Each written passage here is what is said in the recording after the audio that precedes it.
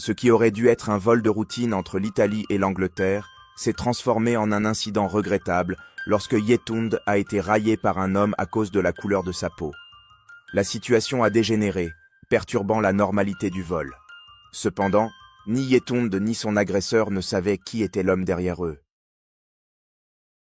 Encore à la porte d'embarquement à Rome, Yetunde et Isha attendaient patiemment, observant le mouvement autour d'elle. L'aéroport était bondé avec des gens de tous horizons pressés de prendre leur vol. « Maman, tu penses qu'on aura encore des problèmes avec les sièges ?» demanda Isha, une touche de préoccupation dans la voix. Yetunde sourit, essayant de rassurer sa fille. « Ne t'inquiète pas, ma chérie. Nous sommes presque à la maison. L'important, c'est qu'on arrive en sécurité. » Isha hocha la tête, encore un peu anxieuse. Le voyage au Nigeria avait été une montagne russe émotionnelle pour elles deux. Visiter leur terre natale, rencontrer des membres de la famille qu'elles n'avaient pas vus depuis des années et sentir une connexion profonde avec leurs racines avait été transformateur. Mais maintenant, elles voulaient juste rentrer en Angleterre et retrouver le confort de leur maison. « Tu te souviens de tante Folak ?» commença Yetunde, essayant de distraire Isha. « Elle était tellement émue de nous voir. Je crois que je n'oublierai jamais ce câlin. »« Oui, maman, et la nourriture. Je n'ai jamais mangé quelque chose d'aussi délicieux, » répondit Isha, ses yeux brillants de souvenirs. Enfin, l'annonce d'embarquement retentit. Elles prirent leurs bagages à main et se dirigèrent vers la file. Yetunde, avec son arthrite, avançait lentement, mais Isha était à ses côtés, prête à aider. « Allez, maman, encore un petit effort, » dit Isha l'encourageant. En entrant dans l'avion, une hôtesse de l'air les guida vers leur siège. Yetunde soupira en réalisant qu'elles seraient effectivement séparées. Elle caressa tendrement le visage d'Isha. « Tout ira bien, ma chérie. On se verra dans quelques heures. »« Je sais, maman. Prends soin de toi, d'accord ?» répondit Isha en s'éloignant pour trouver son siège. Yetunde s'installa dans le couloir, luttant un peu pour ranger son bagage dans le compartiment supérieur. Elle s'assit avec difficulté, soulagée de pouvoir enfin se reposer. À côté d'elle, un homme d'âge moyen était déjà assis. Il semblait impatient, tripotant son téléphone portable et soupirant d'agacement avec l'agitation autour de lui. « Excusez-moi, pourriez-vous m'aider avec ça ?» demanda Yetunde, en pointant sa valise qui avait encore besoin d'être ajustée. L'homme leva les yeux, visiblement irrité. Il regarda Yetunde de haut en bas, une expression de mépris sur le visage. « Je ne suis pas votre domestique », marmonna-t-il, retournant son attention à son téléphone. Yetunde fut surprise par cette grossièreté, mais préféra ne pas répondre. Elle réussit à ajuster la valise seule et se rassit, essayant d'ignorer l'inconfort. « Des gens mal éduqués, il y en a partout », pensa-t-elle, essayant de garder son calme. L'avion commença à se préparer pour le décollage. Alors que Yetunde essayait de se détendre, l'homme à côté d'elle continuait à râler, maintenant à propos du retard dans la procédure d'embarquement. « Ces vols ne partent jamais à l'heure, et je dois encore supporter ça ?» murmura-t-il, sans se soucier de baisser la voix. Yetunde ferma les yeux, essayant de bloquer la négativité. Elle était déterminée à ne laisser rien gâcher son retour à la maison. Alors qu'elle s'installait dans son siège, essayant de trouver une position confortable pour ses jambes douloureuses, l'homme à côté d'elle, qui s'appelait Colin, semblait de plus en plus impatient. Il regardait droit devant lui, soupirant et se tortillant sur sa chaise. « J'ai besoin d'aller aux toilettes », dit soudain Colin d'une voix brusque.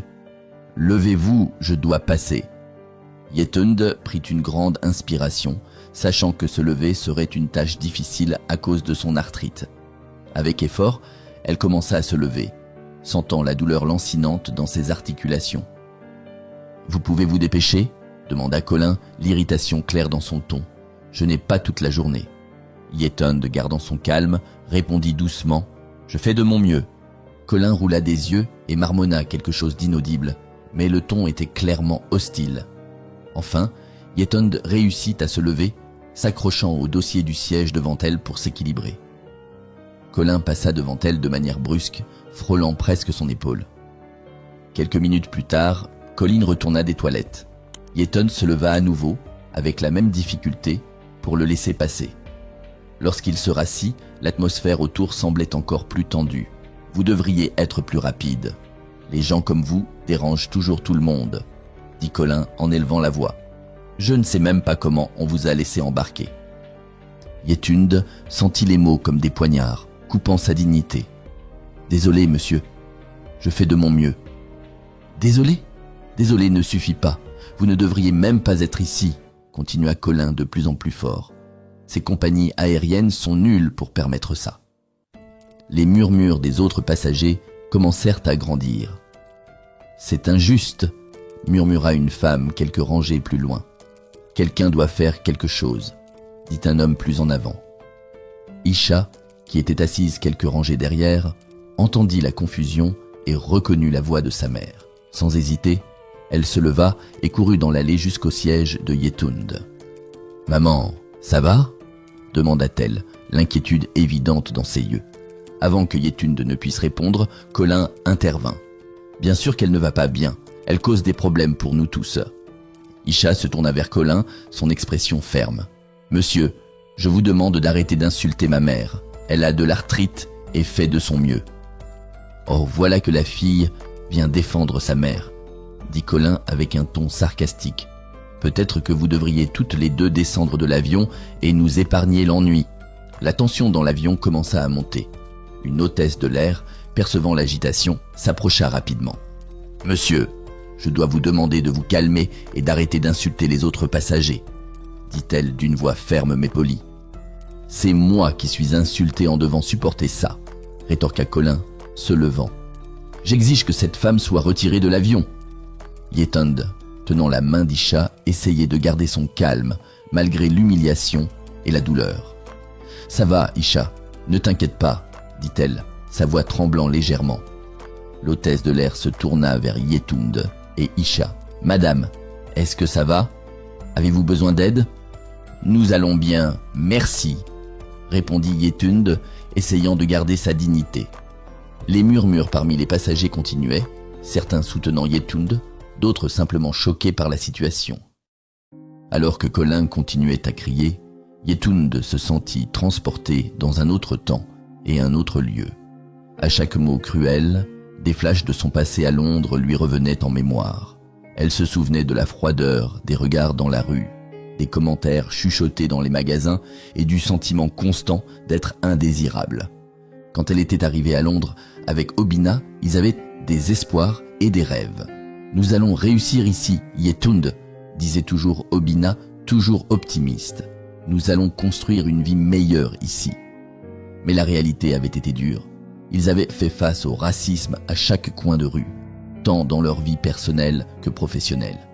Elle se souvenait d'un jour en particulier, il y a des années, quand elle rentrait chez elle, après une longue et épuisante journée à nettoyer des maisons. Pourquoi nous déteste-t-il tant, Obina lui avait-elle demandé, les larmes coulant librement. Aujourd'hui, une personne a refusé de m'engager juste à cause de la couleur de ma peau. Obina l'avait serré fort dans ses bras. Ils ont peur de CE qu'ils ne comprennent pas, Yetund. Mais nous sommes forts. Nous allons surmonter cela, ensemble. Obina savait toujours comment la calmer, mais la douleur ne disparaissait jamais complètement. Elle pensait à des amis qui n'avaient pas eu la même chance, comme Kwame, qui avait été brutalement battu par des policiers lors d'un contrôle injuste. « Tu dois être forte, Yetund, pour Kwame et pour nous tous, » disait-il après les funérailles de Kwame, les larmes brillantes dans ses yeux. Ses souvenirs la frappaient maintenant avec force, alors que Colin continuait sa tirade. « Ces gens causent toujours des problèmes, » disait-il, sans aucune empathie. « Vous devriez retourner d'où vous venez. » Yetund se souvenait de ses longues conversations avec Obina, mais la mort de son mari avait été un coup dévastateur. « Comment vais-je faire ça sans toi ?» pleurait-elle aux côtés du lit d'hôpital, tenant la main déjà froide de son mari. « Tu es ma force, Obina. » Mais elle savait qu'elle devait continuer pour Isha et travaillant sans relâche à de multiples emplois pour s'assurer que ses enfants aient les opportunités qu'elle et Obina avaient rêvées pour eux. « Madame, je dois vous demander de vous calmer et de retourner à votre siège. » La voix de l'hôtesse de l'air coupa ses pensées, la ramenant au présent. Isha, les yeux fermes et la voix tremblante de colère, dit à Colin « Ma mère ne mérite pas d'être traitée ainsi. » Yetund regarda sa fille, sentant une immense fierté. Même face à la douleur et à l'injustice, elle savait que sa famille était sa plus grande victoire. « Isha, allons nous asseoir, » dit-elle essayant de rester calme, tandis que ses souvenirs pulsaient encore dans son esprit. Ça ne vaut pas la peine de discuter avec des gens arrogants. Les murmures des passagers continuaient, et la tension dans l'avion semblait augmenter à chaque seconde. La bataille intérieure de Yetund, entre la douleur du passé et la nécessité de garder sa dignité dans le présent, était un témoignage silencieux de sa résilience.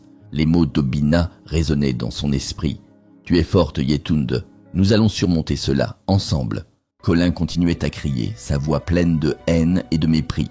« Pourquoi insistez-vous à envahir notre pays ? Retournez d'où vous venez, » dit-il, ignorant les appels des passagers et de l'équipage à se calmer. Yetund sentit son cœur s'accélérer, la douleur et l'indignation montant en elle.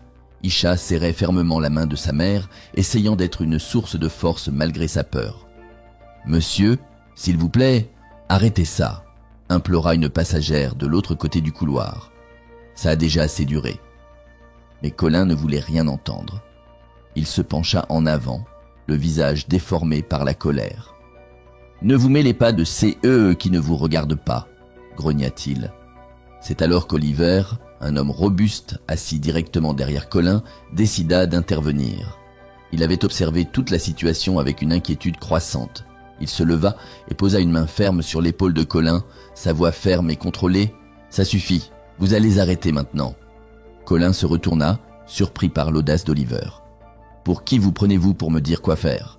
Ce n'est pas votre problème. » Oliver ne recula pas. « C'est le problème de tout le monde quand quelqu'un est traité injustement.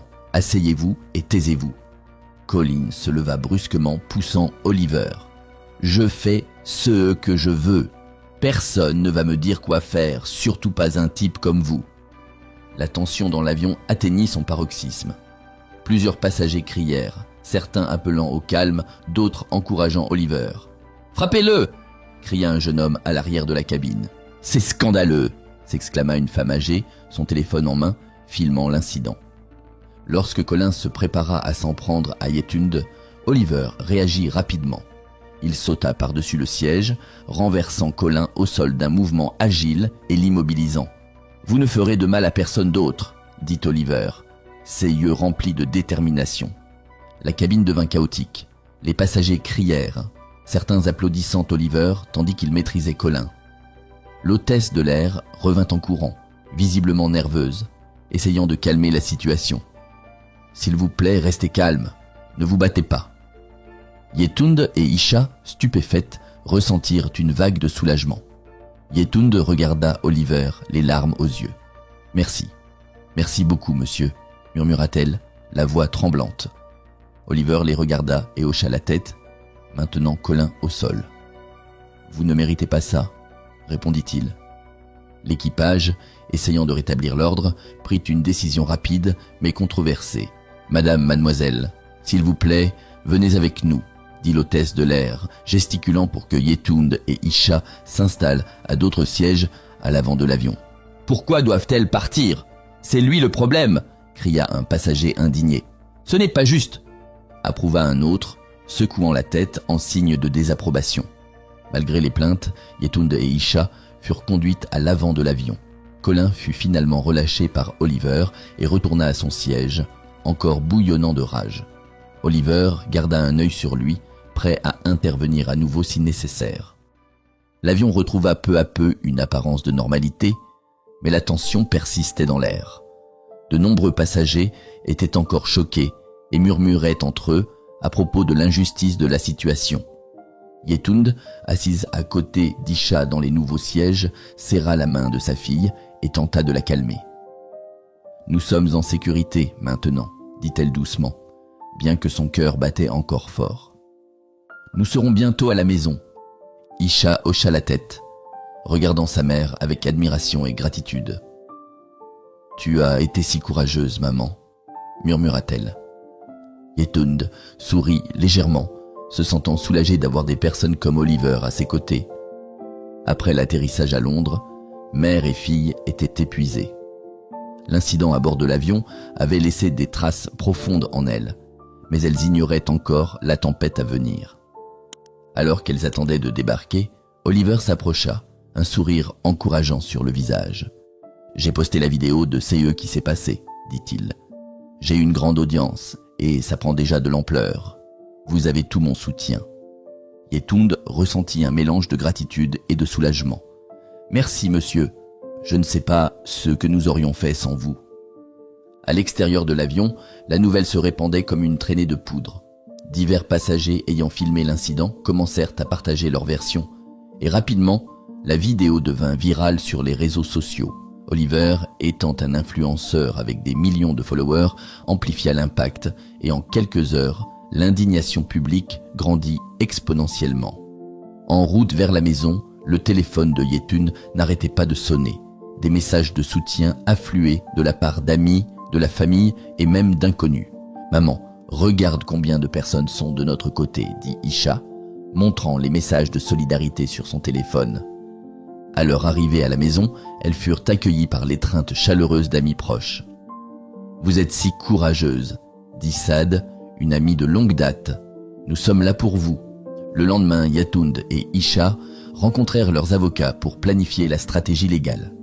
« Nous devons poursuivre la compagnie aérienne et Colin pour dommages moraux et physiques, dit l'avocat. Ils doivent être tenus responsables. » Yetund hocha la tête. « Je suis d'accord. Personne ne devrait subir ce que nous avons vécu. » Pendant ce temps, la pression publique sur la compagnie aérienne augmentait. Les critiques étaient intenses, avec beaucoup de gens boycottant la compagnie et exigeant justice. Sous pression, la compagnie aérienne publia un communiqué officiel affirmant que Colin avait été remis aux autorités et qu'ils révisaient leur politique pour gérer les comportements abusifs à bord. Cependant, beaucoup voyaient cela comme une tentative de contrôle des dégâts et l'insatisfaction persistait. Au cours du procès, Yetund et Isha étaient nerveuses, mais aussi confiantes. Plusieurs passagers témoignèrent en leur faveur, renforçant la solidarité et le soutien qu'elles avaient reçu depuis l'incident.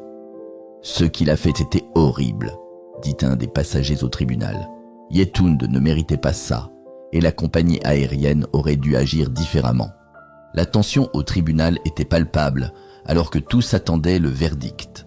Lorsque le juge déclara enfin Colin coupable de comportements abusifs et racistes, une vague de soulagement et de satisfaction parcourut la salle.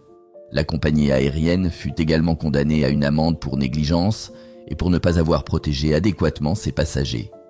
À la sortie du tribunal, mère et fille furent accueillies par des applaudissements et des mots de soutien. « Vous avez obtenu justice », dit une femme, tenant une pancarte disant « Nous sommes avec vous ». Yetund prit une grande inspiration, sentant un énorme poids s'envoler de ses épaules. « Merci à tous », dit-elle, émue. « Je n'aurais pas pu y arriver sans le soutien de chacun d'entre vous. » Alors que la nouvelle du verdict se répandait, la réponse publique fut massivement positive. Des gens du monde entier exprimèrent leur soutien et la compagnie aérienne fit face à un examen encore plus rigoureux. Pour Yetund et Isha, malgré le traumatisme de l'incident, le soutien constant et la sensation de justice enfin rendue apportèrent un immense réconfort. La lutte était loin d'être terminée, mais Yetund savait qu'elle n'était pas seule. Avec la force de sa communauté et le courage qui l'avait toujours définie, elle était prête à affronter tous les défis à venir. La chute de Colin fut rapide et dévastatrice. Après le procès, sa vie devint un chaos. Les manchettes des journaux affichaient son visage et les réseaux sociaux étaient remplis de messages de haine et de mépris. Colin ne pouvait plus sortir de chez lui sans être reconnu et confronté. Il essayait de garder la tête haute, mais chaque jour semblait pire que le précédent. Des manifestants commencèrent à se rassembler devant son lieu de travail, brandissant des pancartes avec des slogans tels que « Le racisme n'a pas sa place ici » et « Colin, dégage ». La pression devint insupportable pour l'entreprise, qui, craignant pour sa propre réputation, décida de le licencier. Assis dans son salon, Colin sentait la frustration et le désespoir monter en lui. « Que vais-je faire maintenant ? Ai-je vraiment été si cruel ?» pensait-il en regardant les factures accumulées sur la table. « Comment ai-je pu en arriver là ? À chaque tentative de recherche d'emploi, il recevait la même réponse. « Désolé, mais nous ne pouvons pas vous embaucher avec cette controverse. » Pendant ce temps, Yetunde et Isha se concentraient sur leur avenir. Elles profitèrent des billets gratuits offerts par la compagnie aérienne, s'embarquant pour de nouvelles aventures afin de créer des souvenirs heureux. « Où allons-nous en premier, maman ?» demanda Isha enthousiaste. Yetunde sourit, ressentant une joie renouvelée pour la vie. « Nous allons à Paris, ma chérie. J'ai toujours voulu voir la tour Eiffel. » Lors de leur voyage, elles explorèrent chaque recoin de la ville, des cafés charmants aux musées emblématiques. La connexion entre mère et fille se renforça encore davantage. Assise sur un banc dans le jardin du Luxembourg, Isha regarda Yetunde. « Maman, je ne me suis jamais sentie aussi heureuse. Je t'aime. » Yetunde prit la main de sa fille, les yeux brillants d'émotion. « Moi aussi, ma chérie. Moi aussi, je t'aime. » Elles poursuivirent leur voyage de guérison et de croissance. En visitant des lieux comme Lisbonne et Barcelone, elles riaient, apprenaient et créaient de nouveaux souvenirs. À chaque destination, elles rencontraient des personnes qui, reconnaissant leur histoire, offraient des mots de soutien et d'admiration. Pendant que Colin faisait face aux conséquences de ses actes, Yetunde trouvait une nouvelle perspective de vie et commençait à surmonter la douleur de la perte d'Obina, se sentant enfin en paix et prête à profiter pleinement de la vie. La gratitude et l'amour entre mère et fille étaient renforcés par cette expérience et elles continuaient à vivre ensemble, appréciant chaque moment. Yetunde et Isha devinrent des symboles de résistance et de courage, inspirant d'autres personnes à affronter le racisme et l'injustice avec dignité et force. Au final, toutes deux trouvèrent le bonheur et la satisfaction, sachant qu'elles avaient fait tout ce qu'elles pouvaient pour défendre la justice et les valeurs en lesquelles elles croyaient. L'histoire de Yetunde et Isha nous montre que la force et la dignité trouvent toujours des alliés, même dans les moments les plus sombres. Face à l'injustice, elles sont restées debout et la vérité a fini par éclater. Et vous, qu'en pensez-vous ?